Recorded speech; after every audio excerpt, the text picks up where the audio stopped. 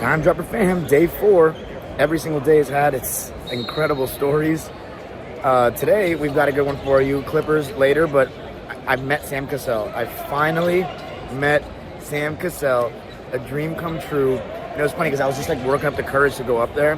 He's sitting next to Mazzulla, and I was like, he was so intimidated. So I go up there. It's Mazzulla and his wife, who's very social, by the way. Like that's definitely two big personalities for that couple. But it was cool seeing like just overhearing the conversations like about like what they're gonna do tonight and all this stuff. And Mazzulla like smiled more times in that hour than I'd ever seen him smile in all these years that I've known about him. So like it was cool to see like the real side of him. But I was talking to Sam Cassell, and first I said like, you know, you're part of the reason that I love basketball to this day. You know, you were, you know, part of the reason why I'm a Clipper fan, and he seemed very appreciative. And then I started picking his brain about coaching and asking him about like, how do I get in the mix? Like instead of if I didn't go D1, and he said, you know, hang out with player development guys, and you know, be around the game. He said, well, yeah, hang around player development guys. You know, every single game is different. Like the NBA is different, the EuroLeague is different, the college game is different. So, you know, try to expose yourself as much as you can. Hang around player development guys. You know, that's how it could start. You know, trainers, the guys that are training league guys or Division I guys, be around those guys. Ask them if they need a rebounder. Ask them if they need guys to be in drills with. He said, when you get back home, go to UCLA and go to Rico Hines. He has a lot of like connections. So really good advice from Sam. Then I asked him, do you want to be a head coach? Because I've been advocating for you to be a head coach, but I don't know if you want to. And he said, yeah. And like he didn't even hesitate. So clearly Sam wants to be a head coach. I told him, you're definitely going to be a head coach. And then I asked him about like what percentage of plays or sets in the NBA you think you guys call a set versus the players. He said maybe like 40, if that. And I said, 40% you guys call it. He said, yeah, I mean, it's a players' league. I said, college is way different, right? He said, yep, college is way different. Coaches are calling way more. So, you know, everything. I already knew that part, but I just wanted confirmation for all you guys that blame coaches for everything and saying, just coaches run plays. Nah, man. And then that was basically it. But just some great stuff. Got to meet Sam Cassell. Dream come true. And yeah, let's see what else this day has in store. I passed by Jose Calderon, Anderson Varejao. I saw Patrick Ewing. Patrick Ewing was sitting courtside at the Cox Pavilion. So we'll be there for the Clipper game next, but I saw Alonzo Mourning dapping up Patrick Ewing. Like, what a moment. So yeah, Sam Cassell, guys. I finally got to meet him. So sick.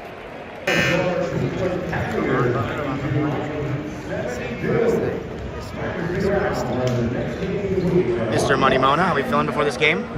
I like our chances. The Bucks summer league team isn't that good, so I think we'll be fine. There we go.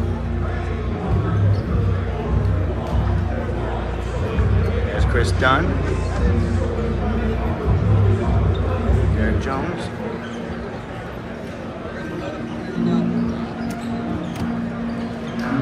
Alonzo Mourning is so tall.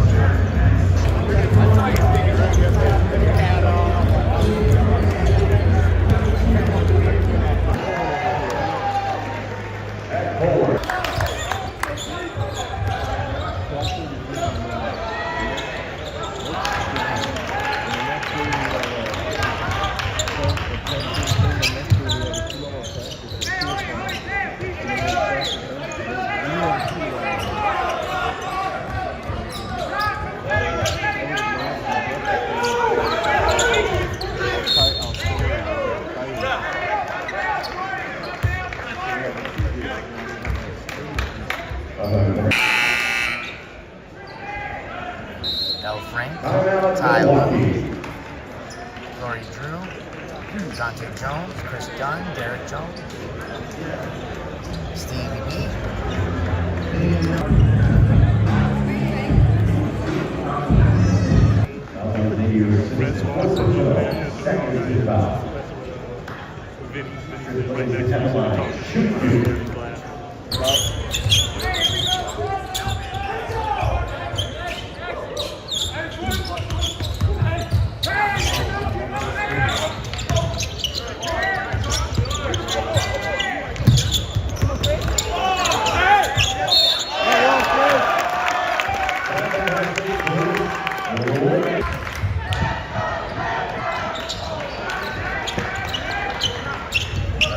There's ball action here.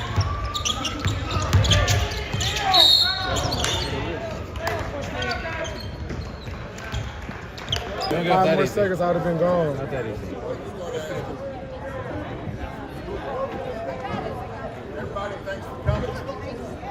So I think y'all began the fourth quarter with a 15-0 run. What did you like in that run, especially defensively?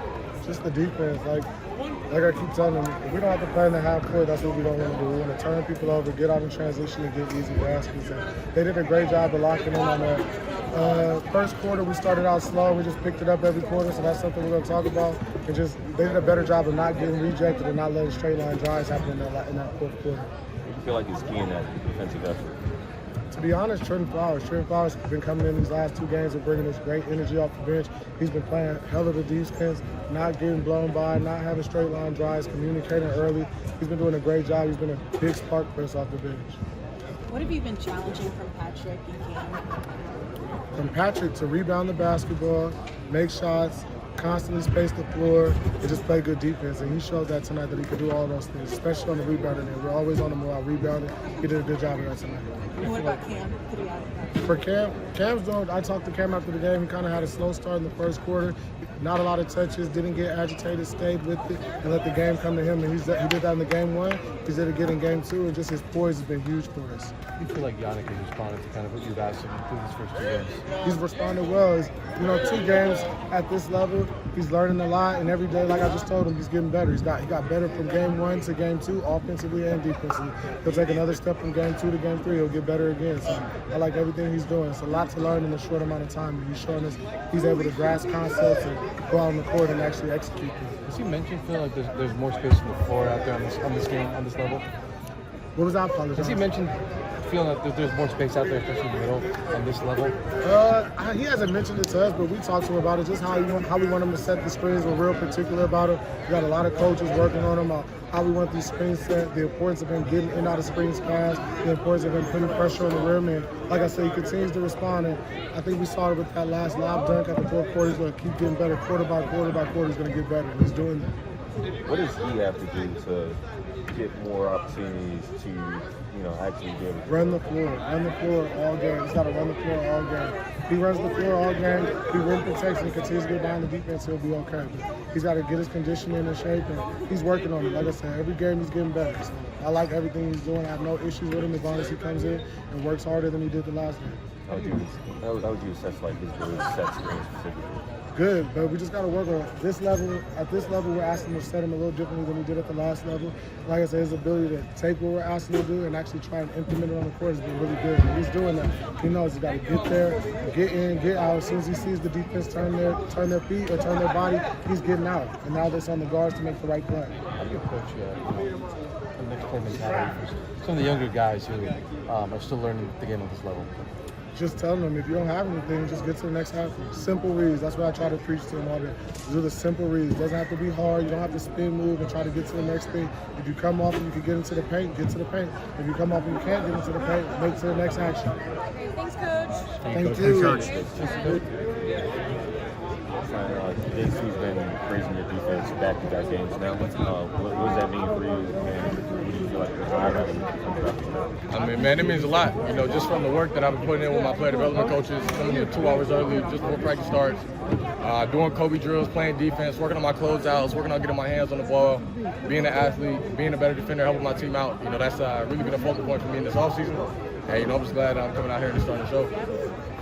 I saw you turn to Ty Lue on the sidelines. He was saying something to you. What was that? And also, what is this coaching staff and just the entire front office stressing to you? I mean, for me, it's just going out there, just keep playing with energy. Offensively, they feel like I'm talented. The game's going to come to me. And then really just, like I said, just keep working on my defense and just limiting my turnovers. Just, giving me some points when I'm inbound the ball, using the side fakes more. Me being 6'8", 6'9", I can see with the defense, just getting the ball in balance. You were able to learn from last season. Obviously, you weren't able to play at the setting last year, but able to pull from that first season you had and apply it here. I mean, for me, it was really just building my confidence in the G League. I had a really good coach, Coach Hewitt. My player development coach, Coach Sam, did a really good job, and just the rest of our staff. And, I think for me, I figured I could score the ball really easily offensively. Like I said, defense really has been my focal point, and, just taking pride on the other end of the floor and just being a two-way player. You got that big dunk in the first half. Feels like you have a couple of those opportunities a game. How do you approach that? Are you trying to, create a highlight, or how do you kind of approach those? I mean, man, like, if you just look at my measurables, even just me at the combine last year, 42 inch vertical, I'm fast. So, I really just make those plays. At this point, it's really just second nature for me. It really didn't used to always be that way, but, just kind of just growing in my body, getting more athletic, working on it. I just expect to just make those plays. What's it like to not be the youngest to be a vet with this group? What are you trying to impart? What type of a vet is Trent Flowers? I'm just talking to my guys. I really love Yannick and Kobe Sanders, just the way that they approach the game. Kobe's my boy. I'm joking with him. I call him my rook. He calls me 17 years old, so it's all good. But yeah, it's been super fun having them. Both are super talented, and I just can't wait to play with both of them. So. Thanks, Trent. I'm good. Just coming. Thank you. We'll see I'm you good. tomorrow. Appreciate it. What else you get into a rhythm for this game? This summer I've just worked on playing with an edge. I think that edge helped propel me through whatever barrier I had come into this game, whether that's an ankle, minutes restriction. Just playing with an edge is important. As an athlete, it makes you aggressive. It makes you, the aggressor. You were around a lot of really established vets early in your career in Golden State, and obviously there's some guys like that here as well. Is what you just mentioned, that edge, is that something that you feel like you picked up from certain vets that have kind of helped you establish that? Yeah, I think that's what I think great individual players have. They have something that gets them up in the morning and makes them lace it up extra tight. But I think winning teams have that. So I think that's important. It can be developed. I'm not going to sit here and say 5 years ago I had an edge to my game. I think that's something that I've worked on, but it's something that I've seen winning teams have. And you can add mental parts to your game just like you can add physical parts to your game. How was a guy like Jeremy? I think helped you guys, especially younger, a veteran but younger, establish the next play mentality to the point where you were able to get a 15-0 run in that fourth quarter? Yeah. I think we responded really well to bad plays, runs from them, missed shots, bad stretches from us. I think we responded really well.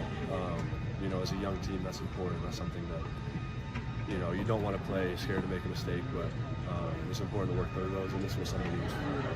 Balance when your shot opened up a lot for everybody.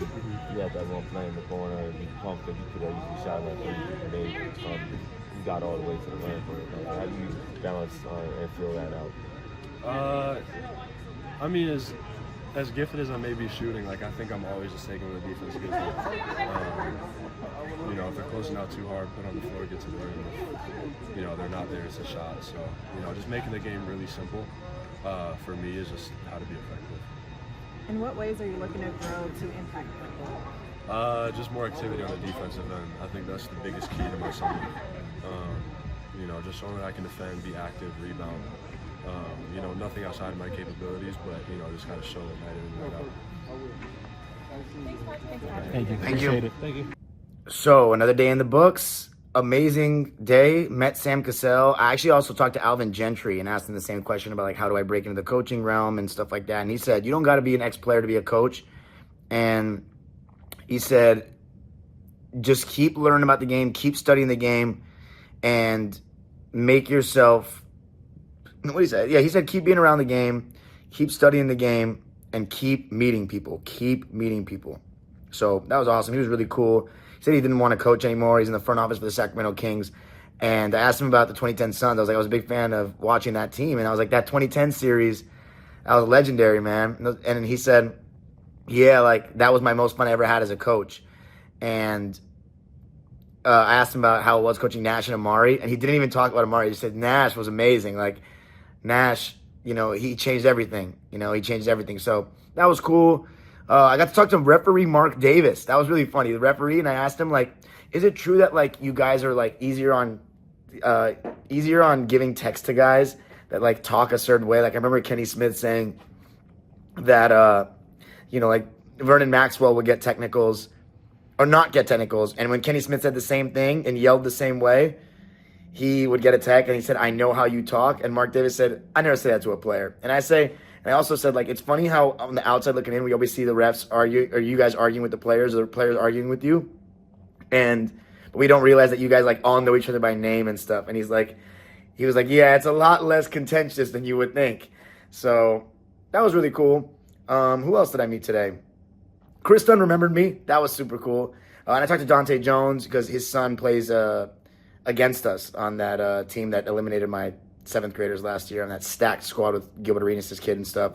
So I asked him, is he transferring to that new school that all these kids are going to? He said, yeah. He remembered me too, Coach Dante. So he asked me how I like being media. And I said, I like it a lot, but during the season I like being in the wall. And he said, man, that wall is dope.